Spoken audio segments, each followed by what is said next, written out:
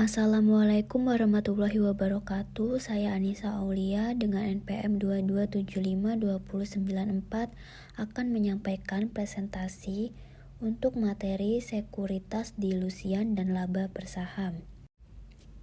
Ada beberapa istilah dalam PSAK 56 yang mengatur tentang dilusian dan laba bersaham. Yang pertama adalah anti-dilusi. Anti-dilusi adalah kenaikan laba per saham atau penurunan rugi per saham sebagai akibat dari adanya asumsi bahwa instrumen dapat dikonversi telah dikonversi, opsi atau waran telah dilaksanakan, atau saham biasa telah diterbitkan berdasarkan pada pemenuhan ketentuan tertentu. Yang kedua adalah dilusi. Dilusi adalah penurunan laba per saham atau peningkatan rugi per saham sebagai akibat dari adanya asumsi bahwa instrumen dapat dikonversi telah dikonversi, opsi atau waran telah dilaksanakan, atau saham biasa telah diterbitkan berdasarkan pada pemenuhan waktu tertentu. Yang ketiga adalah instrumen berpotensial saham biasa. Itu adalah instrumen keuangan atau kontak lain yang memungkinkan pemegangnya memperoleh saham biasa. Yang keempat ada opsi jual atas saham biasa. Adalah kontak yang memberikan hak kepada pemegangnya untuk menjual saham biasa pada harga tertentu dan jangka waktu tertentu. Yang kelima ada opsi waran dan ekuivalennya. Itu adalah instrumen keuangan yang memberikan hak kepada pemegang untuk membeli saham biasa. Yang keenam ada penyajian saham kontingensi. Adalah perjanjian untuk menerbitkan saham yang bergantung pada pemenuhan ketentuan tertentu. Selanjutnya yang ketujuh, penyajian saham kontingensi. Adalah perjanjian untuk menerbitkan saham yang bergantung pada pemenuhan ketentuan tertentu. Yang kedelapan ada saham biasa.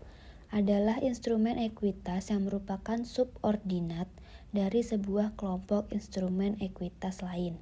Yang kesembilan ada saham biasa yang dapat diterbitkan secara kontingen. Adalah saham biasa yang dapat diterbitkan pada pemenuhan tertentu dalam suatu perjanjian saham kontingensi tanpa atau dengan sedikit pembayaran, baik dalam bentuk kas maupun alat pembayaran lain. Masuk ke materi yang pertama, yaitu laba per saham dasar. Ada laba per saham atau earning per share, yaitu laba yang diperoleh dari setiap lembar saham. Lalu ada penjelasan di sini bahwa perusahaan melaporkan laba per saham hanya untuk saham biasa. Yang kedua, apabila laporan laba rugi berisi operasi yang dihentikan, maka perusahaan juga harus menyajikan laba per saham dari operasi yang dilanjutkan dan dari laba bersihnya di bagian depan laporan laba rugi tersebut.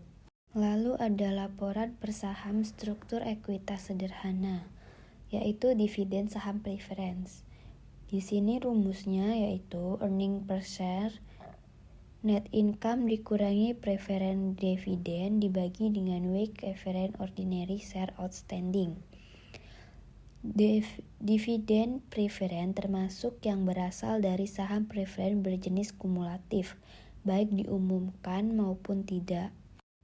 Laba per saham dilusian.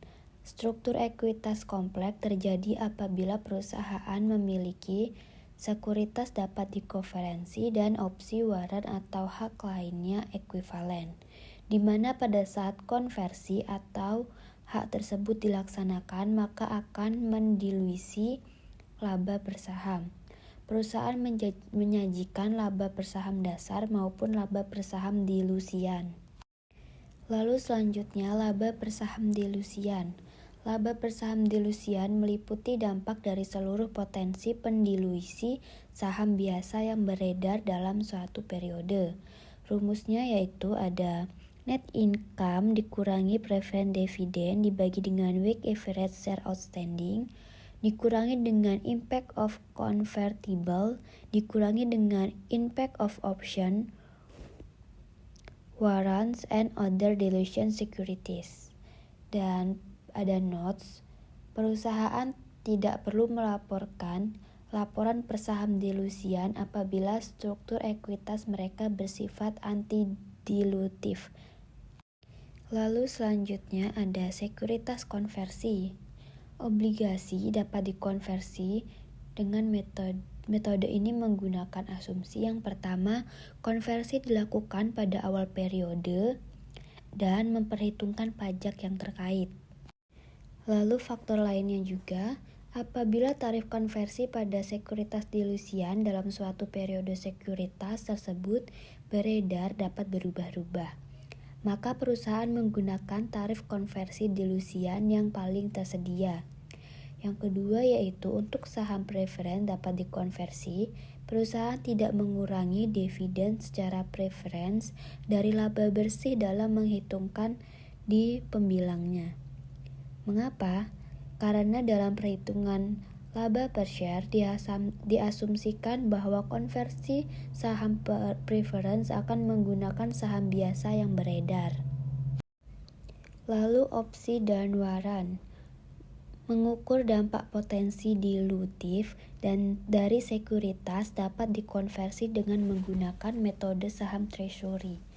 Metode ini mengasumsikan bahwa satu perusahaan melaksanakan hak opsi dan waran pada awal tahun atau tanggal penerbitan mana yang lebih dulu, dan yang kedua, perusahaan menggunakan uang hasil pelaksanaan opsi dan waran untuk membeli saham biasa sebagai saham treasury.